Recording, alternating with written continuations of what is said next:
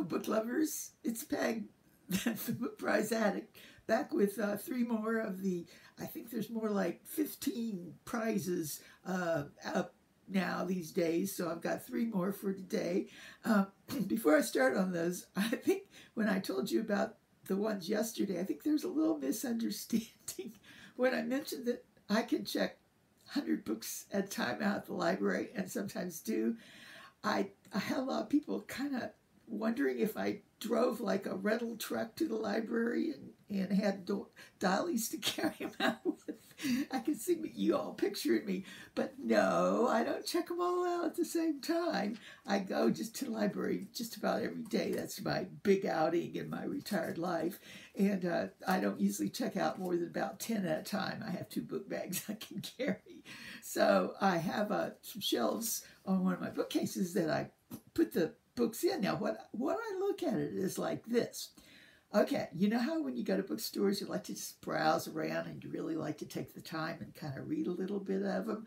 Well, when I go to the library, I hit the new shelves first, and I get anything that looks at all interesting, even nonfiction, and I bring it home, and I put it there on my shelf. So I have, well, sometimes as much as 100 books. And it's like going to a bookstore when I get up the next morning. I take my coffee, I browse around my 100 books that I haven't seen. I can take as much time as I want to read them, look through them. Incidentally, I have my book-carrying necklace today. One of my friends gave me when they heard about how often I go to the library. Anyway, but I got to remember when to take them back. That's the bad part, because they're only out for 2 weeks. Now I can renew them if they're not on hold, but it gets a little complicated. But luckily the library, I can go online and see all the books I have out when they're due, so it doesn't bypass. Saying all that, I made a bad mistake yesterday. I took a book back to the library that I want to talk about today. It's not here, so my method's not perfect. Anyway, okay, let's get on with the book prizes I want to talk about today. First, we have the WellCOME Prize. This has been around for quite a while, has both fiction and nonfiction in it, and it's sponsored by the WellCOME Trust, and under that is the WellCOME Collection, which I understand is an actual library/museum. They're in London, and they look at the connections between medicine, life, and art in both the past and present. And I'm sure it has some interesting books and exhibitions. Somebody on BookTube talked about going there. It might have been Eric that went there not too long ago. So if you've been there, speak up. I'd like to hear more about it. Okay, anyway, but the books they choose, I'm going to just be talking about and give you a link to the shortlist today, are ways that health, medicine, and illness touch on our lives. So I've just got a couple here that were made the short list. This I've talked about before. It's been in so many prizes and won so many. Is Murmur by Will Eves. It's a innovatively done novel on the actual life or the actual character, Alan Turing, the famous mathematician, and the connection it has with this health and medicine is that he was what they call chemically castrated. He was a homosexual, and in those days they gave them some sort of, I'm not sure, medicine, drugs to relieve the sexual urge. It's so sad. Anyway, but this book has just won the Republic of Consciousness Prize. It was a co-winner, actually. But I have seen it up for so many prizes in different categories because it can fit different things.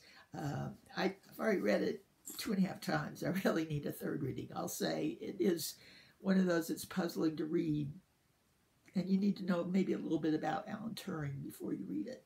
But it's obviously very good. The next one is a nonfiction called Hark the History, and it's just about that. It looks like a fairly clear nonfiction book, and I'm going to try to read more nonfiction. The history of the heart and their studies on the heart, and the doctor that writes it has written 2 others that have been quite popular called, one of them was Doctored and one was Intern. And I guess it's kind of like the true life story of what they go through. So he must be a good writer if he's been successful in those. I do plan to, I just picked this up yesterday. I would like to read it.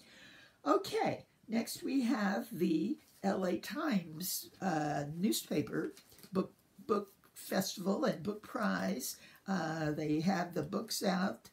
They've had them out for a couple of months that are on it, and they have all kinds of categories. The ones I'll be talking about are debut novel and best novel, but they have mystery, history, all kinds of things. And I want to say the LA Times is probably one of the few newspapers still around in the U.S. that actually has a book section, weekly book section, and they do some community book things. In fact, they're having a festival this next week, April 12th, where I think they'll be announcing the prizes and have all kind of booksellers and book activities. I wouldn't mind going to L.A. It's still pretty cold here in Pennsylvania. Okay, the two books I want to talk about, I chose, I just choose like one or two off of each list. I don't try to read the whole list. But I did choose ones I hadn't heard of, and they both turned out to be, I would say, quintessentially American feeling. Not all theirs are. Some of them are by English authors.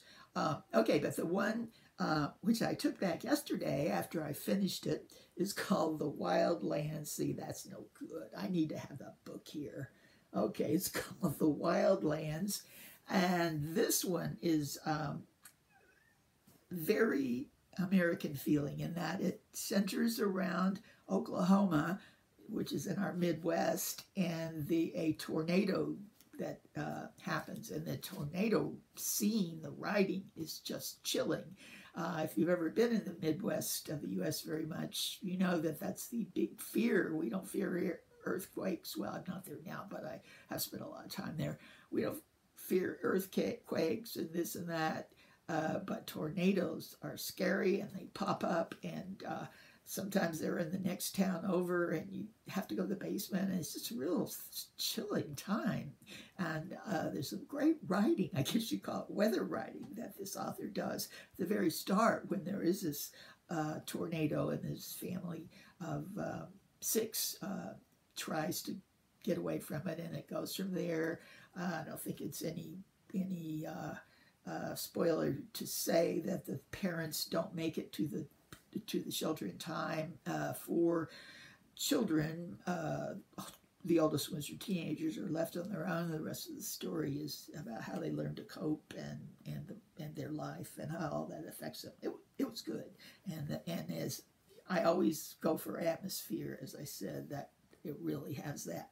Okay, too bad I took it back to the library, or you could see the real thing. I'm sure somebody else already checked it out.